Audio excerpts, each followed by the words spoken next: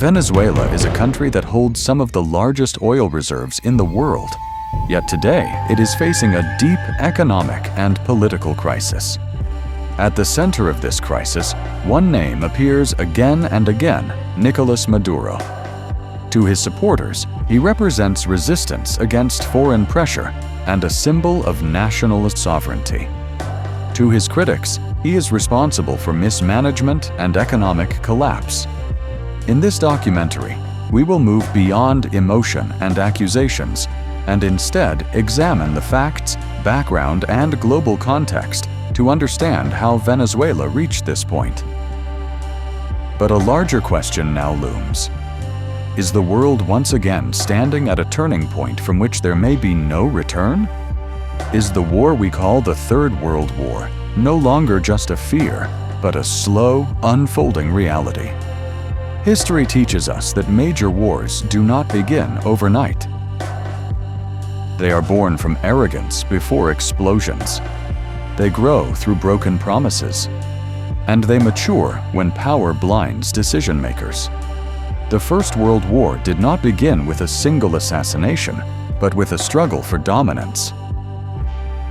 The invasion of Poland in 1939 was not the cause of the Second World War. It was merely the final spark.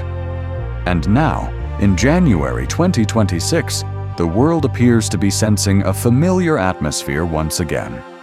Donald Trump's America First policy is no longer limited to national interest alone. It has gradually become a global message.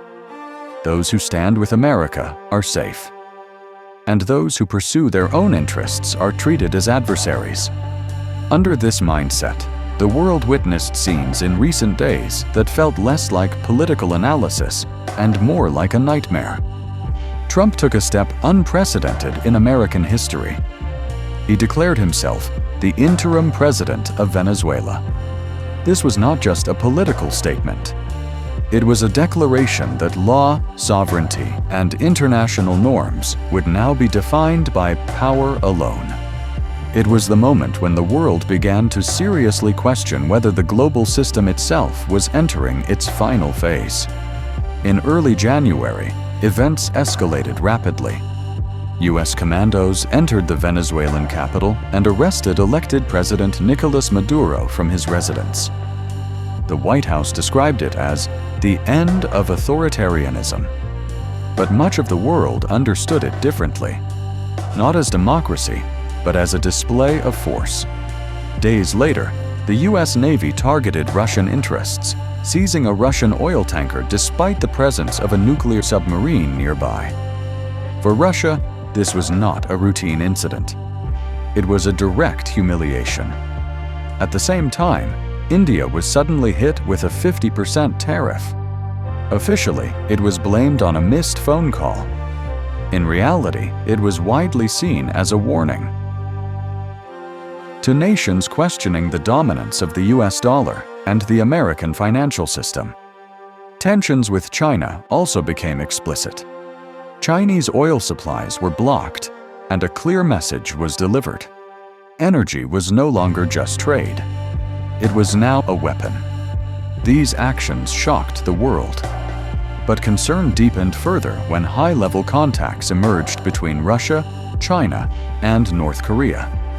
The silence and closed-door meetings suggested something more profound. A world rapidly dividing into two distinct power blocs. Iran, already under pressure, appeared to be turning into yet another front in this growing confrontation.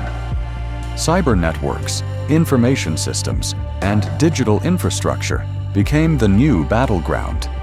Long before missiles are launched, the role of technology companies, including those linked to Elon Musk, began to draw attention in this invisible war.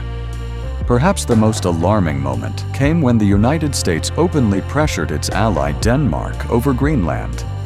This was not merely a territorial demand. It struck at the foundation of NATO itself. For the first time, Europe began to openly question whether America could still be considered a permanent ally. Within this entire scenario, Venezuela has become a symbol, not just a country. but a message. A message that power is now willing to cross any boundary. Venezuela's vast oil reserves remain the silent yet central character in this story. One of the world's major energy sources came under control through a single decision. Meanwhile, another war continues quietly in the background: cyber warfare.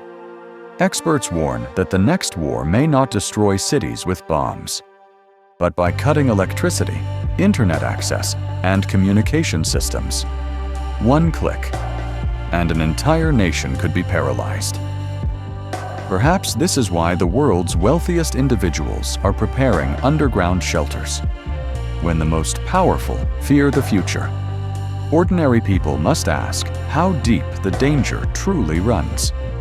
For now, markets appear calm. Oil prices remain stable. But analysts describe this as the silence before the storm. If supply chains are disrupted, the burden will not fall on governments alone. It will be carried by ordinary people.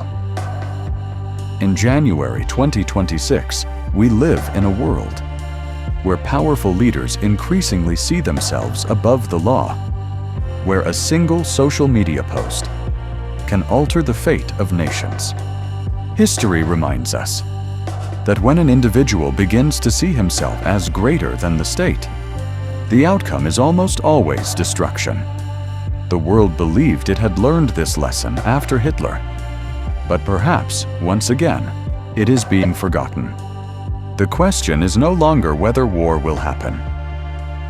The real question is, if this path continues unchecked, what kind of world will we wake up to?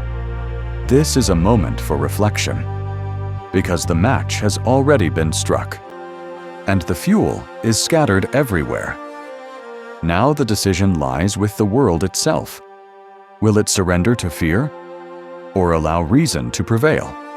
The question remains, is Donald Trump leading the world toward a third world war?